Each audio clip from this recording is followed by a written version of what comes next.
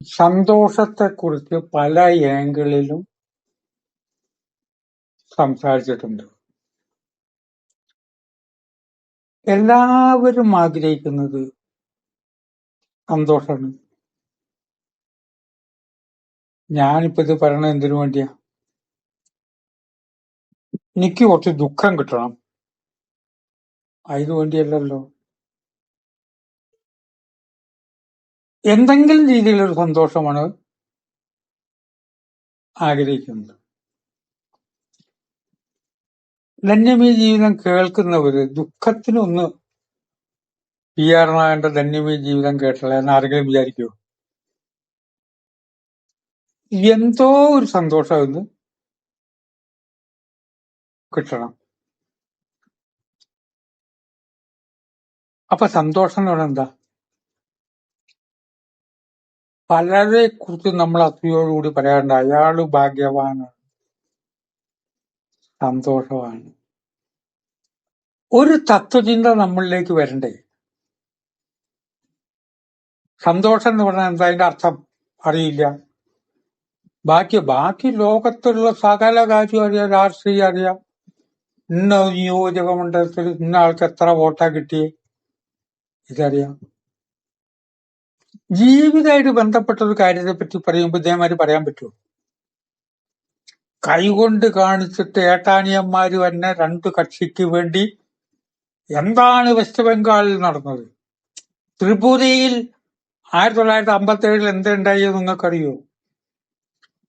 ഇതൊക്കെ പറയുമ്പോ ഈ പറയണതും വഴക്ക് കൂടുന്നത് എന്തിനാ? സന്തോഷത്തിന്.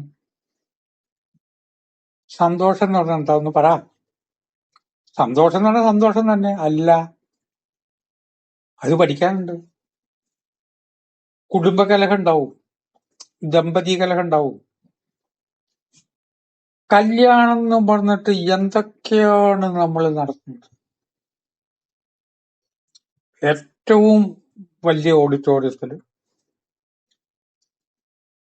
ഒരു ഊണിന് 500 റുപ്യ, 450 ആരോ പറഞ്ഞ് വേറെ ആൾ തിരിച്ചപ്പോ 500 ആക്കി വന്നു.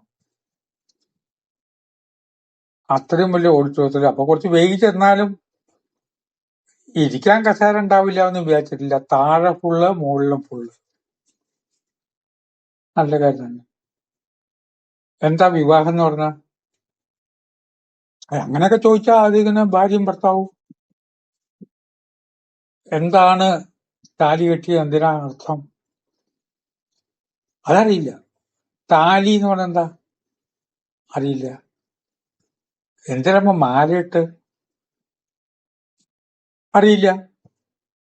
ഒരു പുടവപ്പ കൊടുത്തല്ലോ എന്തിനാ അറിയില്ല. ഈ ഇത്രയും വലിയ ഊണ് ഇത്രയും പേർക്ക് കൊടുത്തല്ലോ, അവർ ഊണ് കഴിക്കാത്തവരാ. അവരെത്രയോ കാശ് മുടക്കിയിട്ട് ഇപ്പൊ ഒരു ഓഡിറ്റോറിയത്തിന് മുമ്പിൽ വണ്ടി പാർക്ക് ചെയ്യാൻ സൗകര്യമില്ല, ഒന്നിനും സൗകര്യമില്ല. ഈ വന്നവർക്ക് അറിയില്ല, കല്യാണം കഴിച്ചവർക്കും അറിയില്ല. വേണ്ടുന്നതൊന്നും അറിയാതെ വേണ്ടാത്തത് മുഴുവൻ മനസ്സിലാക്കുന്നതിന്റെ പേരാണ് ഇപ്പോഴത്തെ ജീവിതം. ഏറ്റവും വേണ്ടെന്ന് അറിയോ? അറിയില്ല. യുക്തിഭദ്രമായിട്ട് ഇതിന് മറുപടിയുണ്ട്, അറിയില്ല. സന്തോഷം എന്ന് പറഞ്ഞാൽ എന്താ? എല്ലാവർക്കും ചിന്തിക്കാമല്ലോ. വലിയ ബംഗ്ലാവ് സന്തോഷാവുമോ? അത് മുഴുവൻ AC. കുറച്ചു നേരം AC-യിൽ ഇരിക്കുമ്പോ അറിയാം അതിന്റെ ദുരിതം. അതിനിടയ്ക്ക് ഒരു യാത്രയില് AC കമ്പാർട്ട്മെന്റ്, AC വാഹനം, റൂം AC, മുട്ടുവേദനയും ശരീരവേദനയും വന്നിട്ട് ബുദ്ധിമുട്ടി. അപ്പൊ AC അസുഖം. വലിയ സ്ഥാനത്തിരിക്കുകയാണ് സന്തോഷം. എന്നും ആ സ്ഥാനം ഉണ്ടാവുമോ? എന്നും ആ സ്ഥാനം ഉണ്ടാവില്ല എന്ന അറിവും കെടുക്കുമ്പോ സന്തോഷം ഉണ്ടാവുമോ? എന്നും ഈ സ്ഥാനം എനിക്ക് ഉണ്ടാവില്ല എന്ന അറിവ് കൂടി നമ്മൾ കടക്കുമ്പോൾ എങ്കിൽ പിന്നെ സന്തോഷം ഉണ്ടാവുമോ? സന്തോഷം ഉണ്ടാവില്ല. സന്തോഷം എന്താണെന്ന് മനസ്സിലാക്കണം. ഒരു തവണ കാറ്റും മഴയും വരെ കൂടി വരാൻ പോവുകയാണ്. രണ്ട് ചെടികളുടെ ഏതോ ഭാഗം നിവർത്തി അത് തോർത്തോ എന്തോ വിരിച്ച് ഏത് സമയത്ത് കാറ്റത്ത് പറക്കും. തള്ളയുണ്ട്, കുട്ടിയുണ്ട്. കുട്ടി അവിടെ കിടക്കുന്നുണ്ട്. ഇപ്പഴത്തെ ഒരു ചട്ടിയിൽ എന്തോ വേവുന്നുണ്ട്. ആഹാരാണ്. തള്ളയ്ക്കും കുട്ടിക്കുള്ളതാവും. ഏത് സമയത്തും കാറ്റ് വരാം. ഞാൻ അങ്ങോട്ടേക്ക് നോക്കിയില്ല. കാര്യം വെച്ചാൽ എന്റെ കൺമുമ്പിൽ വെച്ചിട്ട് ഈ കർട്ടൻ പോലെ വലിച്ചു കെട്ടിയിട്ടുള്ള പുതപ്പ് പറന്നാലോ എന്ന് വിചാരിച്ചു. ആ അവസരത്തില് ചട്ടിയിലേക്ക് ഈ അമ്മ പച്ചമുളക് എടുത്തിട്ട് ഇങ്ങനെ കീറിയിട്ടിരുന്നു. എന്ത് ഭംഗിയായിട്ടാ കീറണ അത്. പച്ചമുളക് ഇങ്ങനെ വരയ്ക്കുമ്പോഴേക്ക് 2 ആവും 4 ആവും. ആ കാറ്റ് പിന്നീട് തുടർന്നില്ല എന്നാണ് എന്റെ ഓർമ്മ. അമ്മ സന്തോഷത്തിലാണ്. അവരുണ്ടാക്കി കഴിക്കും, കുട്ടിക്ക് കൊടുക്കും. ദുഃഖിച്ച് ജീവിക്കുന്ന വിചാരിക്കുന്ന അനവധി പേര് സന്തോഷത്തിലാണ്. അയാൾക്ക് എന്ത് കിട്ടും മാസം? അയ്യോ, എല്ലാം കൂടി ചേർത്തിട്ട് 7,000 റുപ്യ. ഈ വ്യക്തിക്ക് ഒരു വ്യക്തി പറഞ്ഞു 8 ലക്ഷം റുപ്യാണ് ശമ്പളം. ഒരു പെൺകുട്ടിക്ക് ഈയിടെ കല്യാണം കഴിഞ്ഞതിന് ശേഷമുള്ള ബന്ധുക്കാരൻ പറയുന്നത് 8 ലക്ഷം റുപ്യ ശമ്പളം. ഇതുവരെ 4 ഉണ്ടായിരുന്നുള്ളൂ. അങ്ങനത്തെ ഒരു പോസ്റ്റാണ്. എന്തുണ്ടായിട്ട് എന്താ? എന്താ പ്രശ്നം? ഭർത്താവായിട്ട് തെറ്റാണ്.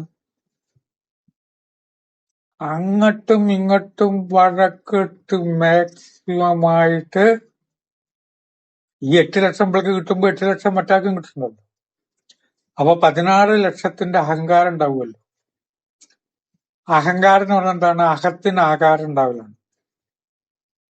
അഹം, ഞാനെന്ന ഭാവം, അതിന് മാത്രമായിട്ടൊരു ആകാരം ഉണ്ടാവില്ലാണ് അഹങ്കാരം. അഹംഭാവം എന്ന് പറഞ്ഞാൽ ഞാനെന്ന ഭാവം.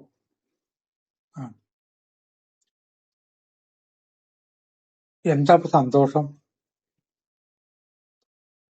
സന്തോഷം എന്ന് പറഞ്ഞാൽ ഒന്ന് ആദ്യം മനസ്സിലാക്കുക, ഇതൊന്നും വേണ്ടാന്ന് പറഞ്ഞില്ല. വിവേകമാണ് സന്തോഷം. വിവേകിയാവണം. സയൻസിൽ ഇത്ര മാർക്ക്, സോഷ്യൽ സ്റ്റഡീസിൽ ഇത്ര മാർക്ക്, എന്നിട്ടോ വിവേകത്തിനോ? വിവേകം അങ്ങനെ കാര്യം പഠിക്കാനേ ഇല്ലല്ലോ. വിവേകം എന്ന് പറഞ്ഞിട്ട് വിവേകമാണ് സന്തോഷം ഉണ്ടാക്കും. ഇത് എന്നും ഉണ്ടാവില്ല എന്ന ജ്ഞാനം കൂടി ചേരുമ്പോ എന്തായി? സന്തോഷായി. സന്തോഷിക്കേണ്ടതല്ല. നമ്മുടെ മക്കള് എന്നും അവര് കുട്ടികളായിട്ടിരിക്കും.